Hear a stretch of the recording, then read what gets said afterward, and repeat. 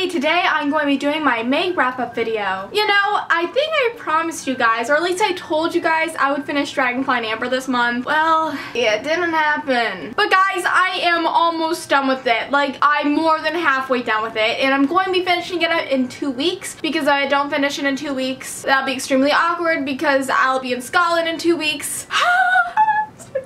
And I have been planning to finish that book way before I actually go to Scotland. So I had to finish it up in the next week or two, which will happen because it's getting so good. Like, I'm not even joking. Like, once you get through like the first half of the book, like the first part of the book is amazing. The middle half is kind of really slow, but that last like 200 pages, whew, so good, so good. So yes, I'm actually reading the mass market paperback version of this book now because I was reading the bigger version, which is over there on my shelf, but I decided to read like kind of like the smaller one, like the mass market paperback edition, because I feel like I can read more pages with this without it seeming like I've been reading forever. So it's actually been a good decision on my part to buy this book. The smaller version, that is, because I already have like 2 copies of Dragonfly and Amber. One of them I'm giving away to a friend though, so it's okay. I also got myself a proper pocket Jamie. Ah, it's a legit thing. I'm so happy. Okay, so anyways, on to the books that I have read this month. Okay, so the first book that I read this month was Ugly Love by Colleen Hoover. This book was so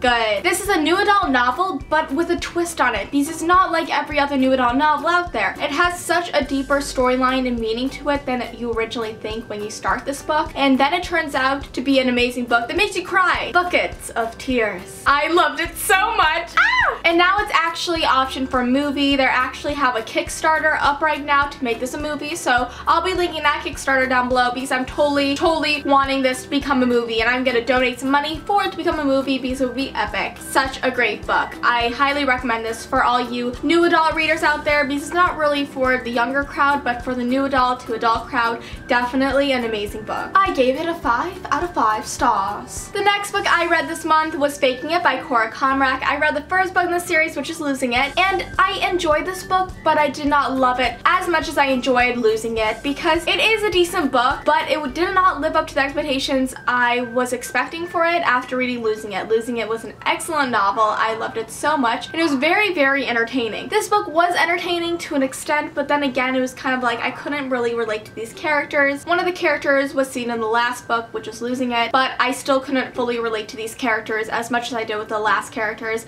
and it was a decent novel, but it wasn't that great. Yeah. Like, the girl in this book, she was kind of like the rocker punk chick that does go-go dancing and dates these really tough guys, and she has tattoos. Can't relate to her. And then the guy in this book, Cade, he was a good character, but Cade was a really good goody two-shoes, goody in a way. And you know what, those two characters did kind of show how opposites attract and whatnot, but it was still kind of just like, felt like it was forced. So this book is technically about this girl who needs to impress her parents with a good suitable bachelor of a boyfriend, and the boyfriend she has then isn't really that. So when she meets Cade, she asks him to be her fake boyfriend. So that's kind of like what the premise of this book is all about. I gave Faking It a 3.5 out of 5 stars. And then the last book I read this month was freaking amazing!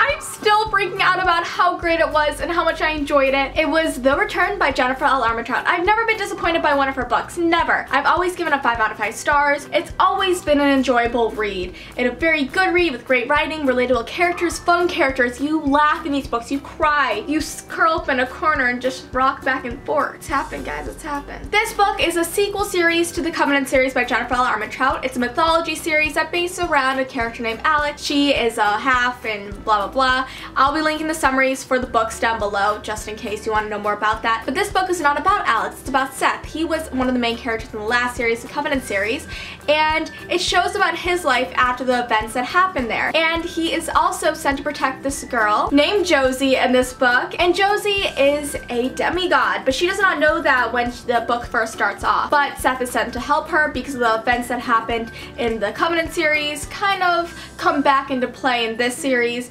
and there's reasons why he is sent to protect her and why she's important in a very good book. I cannot express that enough. I had such a good time reading this book. book, I actually slowed my reading pace down for it because I did not want it to end. So it was very good, and if you like mythology, definitely go check out the Covenant series. If you checked out the Covenant series already and you read them all, read this book. What are you doing with your life? Read it. This is a new adult novel, so warning is advised for all you youngsters. Well, all you kids that are underage, really, just warning. Sexual content and shirtless guys. But it is such a great book, and I actually wanted to give it a 10 out of 5 stars. Just really enjoyed this book. I really, really loved it, and I love Seth. Sethy is my bae. Okay, I'm done fangirling over this book. So these were the books I read in the month of May. I cannot believe May is over now because next week I'm graduating from high school, and I'm so excited. Oh my gosh, it's so surreal, guys. It's so crazy, and I'm so excited because I'm now heading off to college where these books are technically taking place, because new adult novels tend to take place in the college scene. If you want to know more about these books, I'll be linking them all down below, so go check it out once you're done viewing this video. Thank you all for watching, and I'll see you next time. Bye!